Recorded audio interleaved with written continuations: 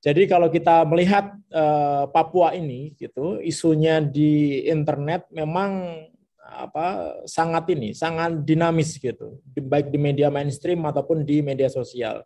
Di media mainstream itu persepsi publik pada pembangunan Papua itu presentasi positif netralnya itu 77%. Artinya sebenarnya banyak orang yang pengen Papua ini dibangun dengan baik gitu. Sama seperti daerah-daerah yang lain begitu. Tapi yang menjadi masalah adalah ternyata pergerakan isu yang berkembang tentang Papua itu ternyata lebih politis gitu. Jadi apalagi ketika terjadi masalah-masalah terutama masalah keamanan di sana, waduh, langsung rame nih gitu. Dari Facebook itu yang organik itu orang-orang lebih emosional gitu. Kalau Instagram lebih ke arah visual.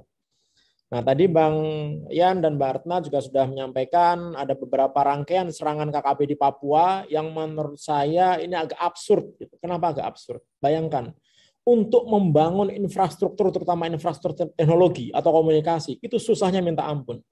Bawa barangnya susah, pakai helikopter, naruh orangnya susah, gali tanahnya susah. Apalagi kalau kita lihat di Papua, konturnya itu berbeda dengan daerah yang ada di Jawa, atau daerah yang ada di Sumatera begitu, beda gitu.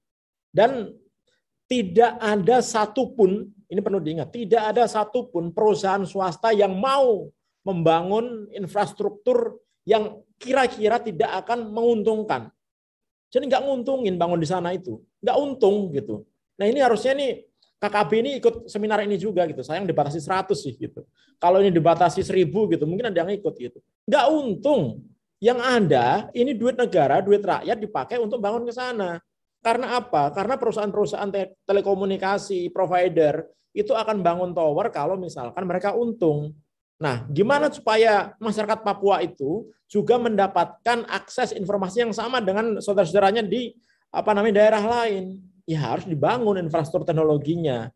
Nah, oleh karena itu keuntungan dari masing-masing provider itu diminta oleh negara, oleh Kominfo menggunakan bakti, dibangunlah di sana BTS, dibangunlah infrastruktur, nanti akan kita bahas bagaimana pembangunan Palaparing Barat, Palaparing Tengah, dan Palaparing Timur gitu, yang fungsinya supaya saudara-saudara kita di sana mendapat akses informasi yang sama, bisa baca informasi yang sama dengan saudaranya di Jakarta, bisa jualan yang sama, bisa berkomunikasi dengan mudah, bukan hanya di kota-kota yang tapi sampai di gunung gitu. Ini kok malah diganggu gitu. Nah, ini yang sebenarnya menjadi masalah. Karena apa? Karena saya takutnya gitu, banyak aktor-aktor behind the gun gitu yang ingin Papua pengen seperti ini gitu. Loh, kita kalau mau maju nggak bisa kalau nggak ada telekomunikasi, nggak ada informasi yang bagus gitu, nggak bisa gitu. Jangan-jangan memang sengaja dibikin seperti itu supaya masyarakat Papua itu tidak mendapatkan informasi yang positif, tidak mendapatkan informasi yang seimbang gitu. Sehingga mudah untuk dipengaruhi, mudah untuk diajak-ajak hal yang sebenarnya itu negatif gitu. Ini kan udah jelas sekali.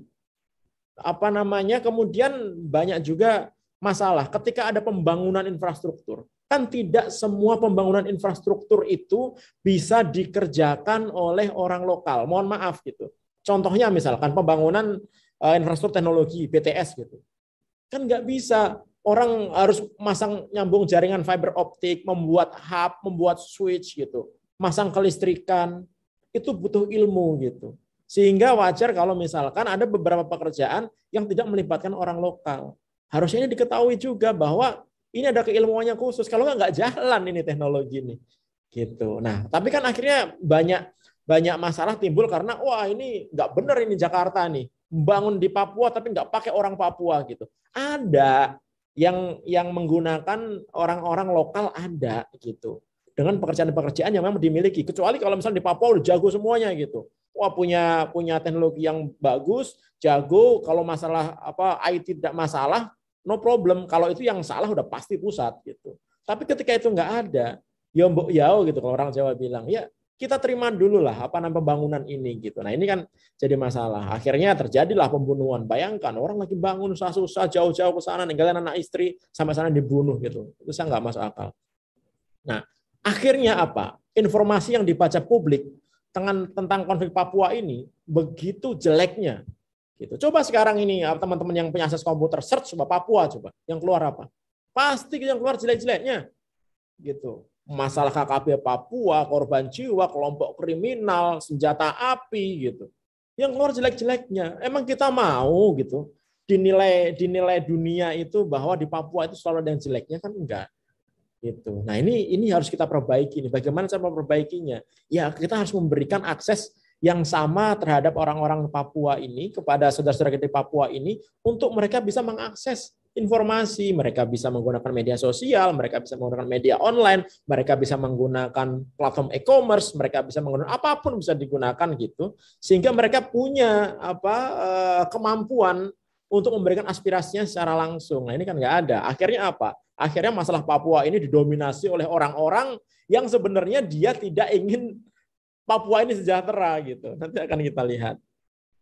Kemudian juga persepsi publik tentang Papua. Nah, ini juga menurut saya harus perbaiki nih gitu. Dan ini menurut saya bukan hanya tugas apa namanya satu dua orang atau satu organisasi. Ini adalah tugas pemerintah sebenarnya bagaimana memperbaiki persepsi publik tentang Papua gitu. Bayangkan kalau kita mencari di Google itu yang keluar tuh gambar-gambar yang harusnya memang tidak layak untuk kita akses gitu. Nah, ini pembicaraan Papua terakhir satu pekan terakhir gitu, ngomongin masalah teroris KKB, ngomongin masalah pos polisi yang diserang dan lain-lain.